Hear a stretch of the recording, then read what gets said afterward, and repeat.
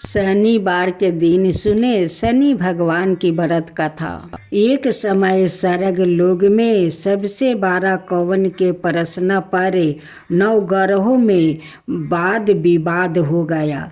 विवाद इतना बढ़ा कि परस्पर भयंकर युद्ध की स्थिति बन गई। निर्णय के लिए सभी देवता देवराज इंद्र के पास पहुँचे और बोले, हे देवराज, आपको निर्णय करना होगा कि हम में से सबसे बड़ा कौन है। देवताओं का प्रश्न सुनकर देवराज इंद्र उलझन में पड़ गया। इंद्र बोले, मैं इस प्रश्न का उत्तर देने में असमर्थ हूँ। हम सभी पृथ्वी लोक में उज्जैनी नगरी में राजा विक्रमादित्य के पास चलते हैं। देवराज इंद्र सहित सभी ग्रहों देवता उज्जैनी नगरी पहुँचे। महल में पहुंचकर जब देवताओं ने उनसे अपना प्रश्न पूछा तो राजा विक्रमादित्य भी कुछ देर के लिए परेशान हो उठे, क्योंकि सभी देवता अपनी अपनी शक्तियों के कारण महान थे। किसी को भी छोटा या बड़ा कह देने से उनके क्रोध के प्रकोप से भयंकर हानि पहुंच सकती है। अचानक राजा विक्रमादित्य को एक उपाय सूझा और उन्होंने विभिन्न धातुओं स्वर्ण, रजत, चांदी, कांसा, तांबा, सीसा, रंगा, जस्ता, अब्रक, लोहे के 9 आसन बनवाया। धातुओं के गुणों के अनुसार सभी आसनों को एक दूसरे के पीछे रखवाकर उन्होंने देवताओं को अपने अपने सिंहासन पर बैठने को कहा। देवताओं के बैठने के बाद राजा विक्रमादित्य ने कहा, आपका निर्णय तो सवाय हो गया। जो सबसे पहले सिंहासन पर विराजमान है वही सबसे बड़ा है। राजा विक्रमादित्य के निर्णय को सुनकर शनि देवता ने सबसे पीछे आसन पर बैठने के कारण अपने को छोटा जानकर क्रोधित होकर कहा, राजा विक्रमादित्य, तूने मुझे सबसे पीछे बैठाकर मेरा अपमान किया है। तू मेरी शक्तियाँ से पराजित नहीं हो, मैं तुम्हारा सर्वनाश कर दूंगा। शनि ने कहा, सूर्य एक राशि पर 1 महीने, चंद्रमा 2.25 दिन, मंगल 1.5 महीने, बुध और शुक्र 1 महीने, बृहस्पति 13 महीने रहते हैं, लेकिन मैं किसी राशि पर 7.5 बरस 7.5 तक रहता हूँ। बड़े बड़े देवताओं को मैंने अपने प्रकोप से पीड़ित किया है। राम को 7.5 के कारण ही वन में जाकर रहना पड़ा और रावण को 7.5 के कारण ही युद्ध में मृत्यु का शिकार बनना पड़ा। राजा, अब तू भी मेरे प्रकोप से नहीं बच सकेगा। इसके बाद अन्य ग्रहों के देवता तो प्रसन्नता के साथ चले गए, परंतु शनिदेव बड़े क्रोध के साथ वहाँ से विदा हुआ। राजा विक्रमादित्य पहले की तरह ही अन्याय करते रहे। इनके राज्य में सभी स्त्री पुरुष बहुत आनंद से जीवन यापन कर रहे थे। कुछ दिन ऐसे ही बीत गया। उधर शनि देवता अपने अपमान को भूले नहीं थे। विक्रमादित्य से बदला लेने के लिए एक दिन शनि देव ने घोड़े के व्यापारी का रूप धारण किया और बहुत से घोड़ा के साथ उज्जैनी नगरी पहुँचे। राजा विक्रमादित्य ने राज्य में किसी घोड़े के व्यापारी के आने का समाचार सुना तो अपने अश्वपाल को कुछ घोड़े खरीदने के लिए भेजा। घोड़े बहुत कीमती थी। अश्वपाल ने जब वापस लौट कर इस संबंध में बताया तो राजा विक्रमादित्य ने सवाए आकर एक सुंदर और शक्तिशाली घोड़े को पसंद किया। घोड़े की चाल देखने के लिए राजा उस घोड़े पर सवार हुए तो वो घोड़ा बिजली की गति से दौड़ पड़ा। तेजी से दौड़ता घोड़ा राजा को दूर एक जंगल में ले गया और फिर राजा को वहाँ गिराकर जंगल में ही गायब हो गया। राजा अपने नगर को लौटने के लिए जंगल में भटकने लगा, लेकिन उन्हें लौटने का कोई रास्ता नहीं मिला। राजा को भूख प्यास लग आई। बहुत घूमने पर उसे एक चरवाह मिला। राजा ने उसे पानी मांगा। पानी पीकर राजा ने उसे चरवाह को अपनी औंठी दे दिया। फिर उससे रास्ते पूछकर वो जंगल से निकलकर पास के नगर में पहुंचा। राजा ने एक सेठ की दुकान पर बैठकर कुछ देर आराम किया। उस सेठ ने राजा से बातचीत की तो राजा ने उसे बताया कि मैं उज्जैनी नगरी से आया हूँ।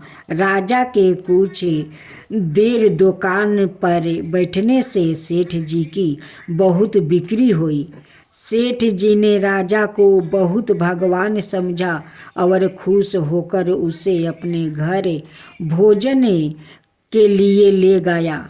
सेठ के घर में सोने का एक हार खूंटी पर लटका हुआ था। राजा को उस कमरे में छोड़कर सेठ कुछ देर के लिए बाहर गया। तभी एक आश्चर्यजनक घटना घटी।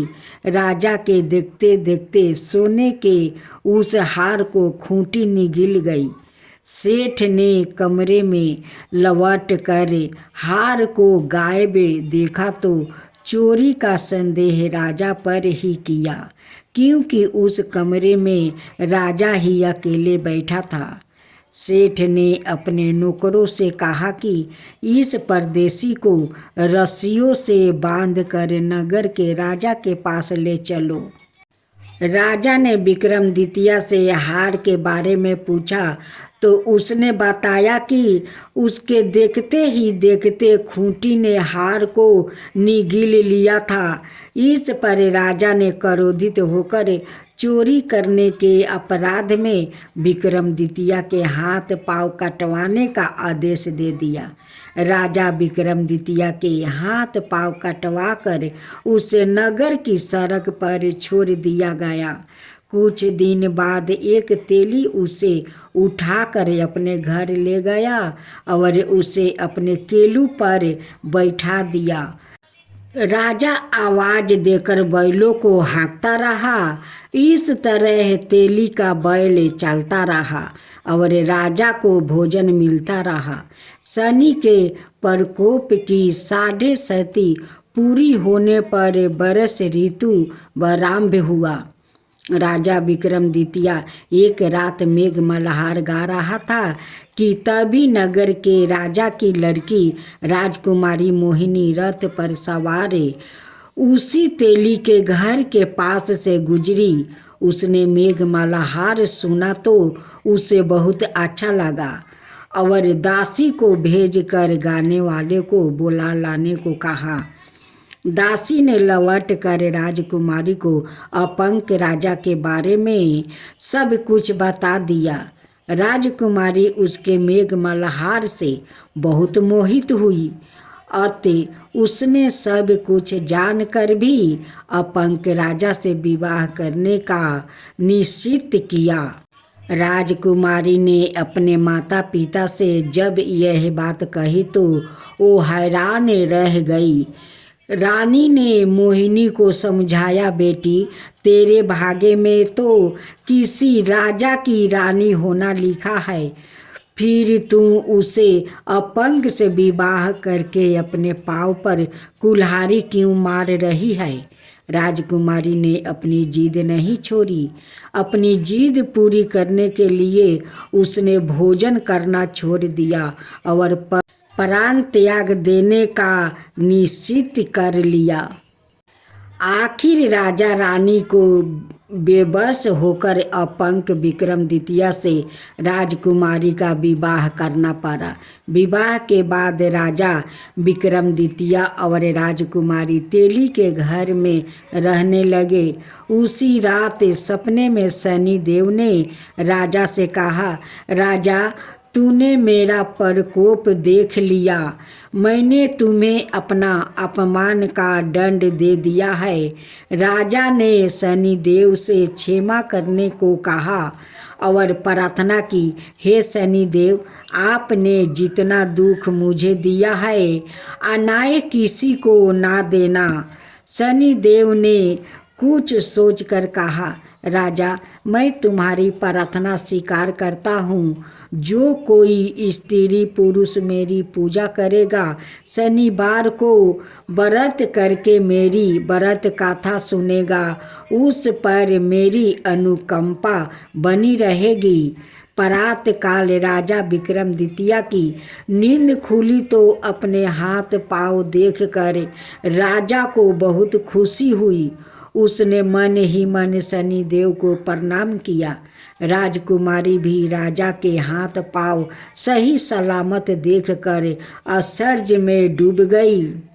तब राजा विक्रमादित्य ने अपना परिचय देते हुए शनिदेव को प्रकोप की सारी कहानी सुनाई। सेठ को जब इस बात का पता चला तो दौड़ता हुआ तेली के घर पहुंचा और राजा के चरणों में गिरकर क्षमा मांगने लगा।